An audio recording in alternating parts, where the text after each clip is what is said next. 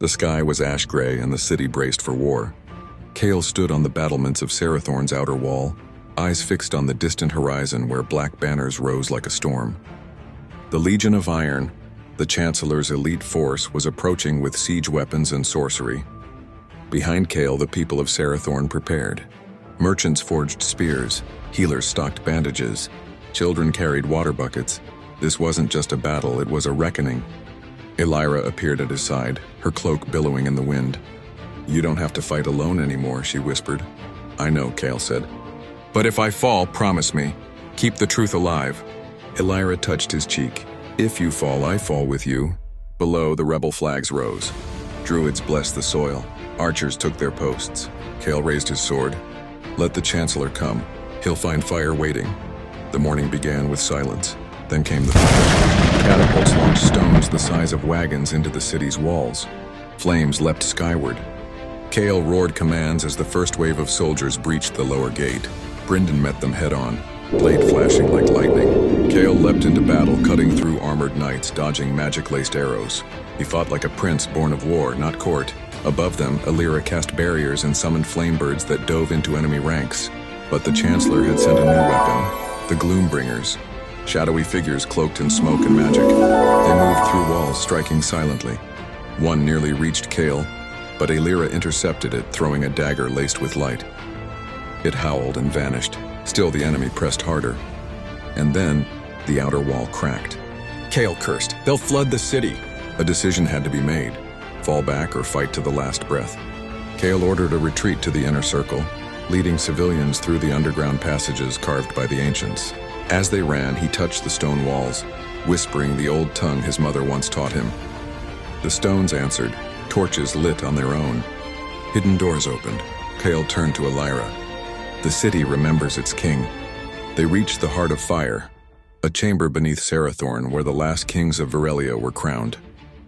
A glowing crystal pulsed in the center, older than any kingdom. Elder Maros appeared, bloodied but alive. "This is where your reign begins or ends." Cale knelt, placing the crimson seal on the altar. The crystal flared, engulfing him in flame. Visions surged, his ancestors, the ancient throne, his mother's last breath. When the fire cleared, Cale rose. His wounds were gone. His eyes glowed faintly with the power of the flame. The king had returned. Night fell like a curtain as Cale emerged from the Heart of Fire. The enemy had reached the citadel walls.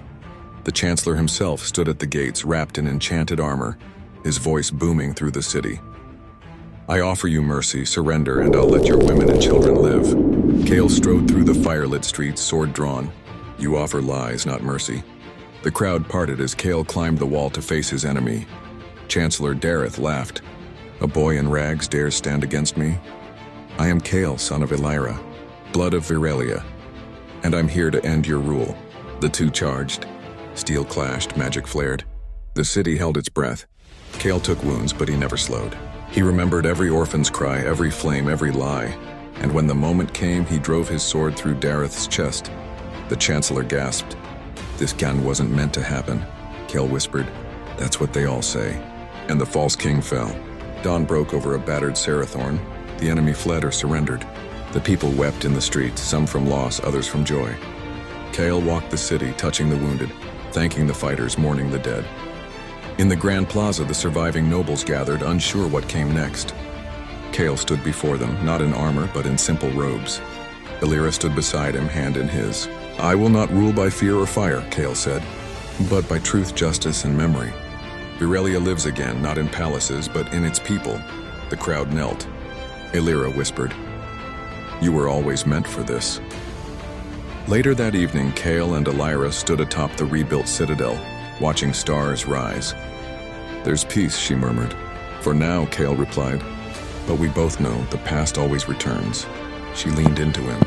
"Then we'll face it together." Days after the battle, Sarathorn was rebuilding.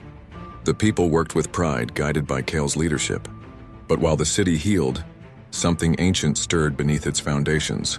Cale wandered alone through the crypts beneath the Heart of Fire, drawn by dreams. The walls whispered names he didn't know, and at the end of a tunnel he found a sealed iron door marked with the sigil of the first flame. He touched it and it opened without resistance. Inside lay an ancient map and a blade unlike any he'd seen. obsidian with veins of red flame. When he grasped it, the air shimmered. A voice echoed, "The Flame King must rise again to face what sleeps beyond the veil." Kale stumbled back, the blade in his hand. Elira arrived moments later, alarmed. "What happened?" He turned to her, face pale. "We haven't won, we've only begun the real war." The map revealed 7 forgotten kingdoms, realms erased from memory. Elira pored over it in the candlelit library while Kale spoke with Maros and the remaining druids. One mark stood out, the Isle of Vesrin sealed in perpetual storm. According to legend, that isle held the first Veil Tier, a rip between worlds where shadow magic was born. Elira frowned. "Why would your ancestors hide this?" Maros answered gravely. "Because some truths were too dangerous to live. If the Veil Tier opens again, not even the flame can stop what comes through." Kale stared at the map. "Then we find the seals, we close them forever." Bryndin entered, holding a letter. A ship arrived at the southern port.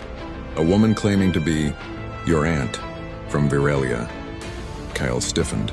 He had no living relatives, or so he thought. Kale met her at twilight on the docks. She wore robes of white and silver, her hair streaked with ash. Her face resembled his mother's, but harder, colder. "I am Lysara," she said, sister to Elira. "I escaped the purge and waited him for this." He didn't know whether to hug her or arrest her. Lysara showed him a pendant the same as his mother's. "You were born for more than a throne. The flame chose you to end the cycle." Kale asked, "What cycle?" She hesitated, then whispered, "The rise and fall of the flame bearers. Every era one is born. Every era he dies too soon. This time must be different." Elira, watching from afar, felt a chill. Lysara radiated power, but also secrets. Kale took her hand cautiously. "Then tell me everything," and she smiled. Lysara joined their council and revealed what few dared speak. The veil between worlds had weakened, and the battle in Sarathorn had stirred ancient forces. The Isle of Vesrin wasn't a myth. It was a prison, and it was cracking. Kale prepared a ship and a crew, Elira, Maros, Bryndin, and a handful of trusted warriors. As they sailed, a storm engulfed them, unnatural and alive. Lightning shaped like clawed hands struck the sea. Voices whispered in the wind. Elira, soaked and shaking, held Kale's arm. "This storm isn't natural, it's guarding something." Kale drew the obsidian blade from the vault. Its red veins glowed, and the storm parted, just enough for them to reach the shore. The isle loomed, jagged and cloaked in mist. Kale stepped onto the rocks and whispered, "Whatever sleeps here, it knows I've come." The island was dead silent. No birds, no wind, just a ruined temple in the center, pulsing with pale light. Inside, Kale found a circle of broken stones, and in the center, a black tear in the air itself, like a wound in reality. Elira gasped, "It's the Veil Tier." Lysara knelt beside it, murmuring an incantation. "This is where the first shadow crossing happened, where flame fought void." Suddenly, the tear pulsed and a figure stepped through. He was tall, cloaked in rags, eyes like obsidian. He looked at Kale and said, "So, the air awakens." Too late, as always, Kale raised his sword. "Who are you?" The figure grinned. "I am the Hollow Flame, the version of you that failed in another world." The veil didn't just divide worlds. It held Kale's own darkness, and now it had broken free.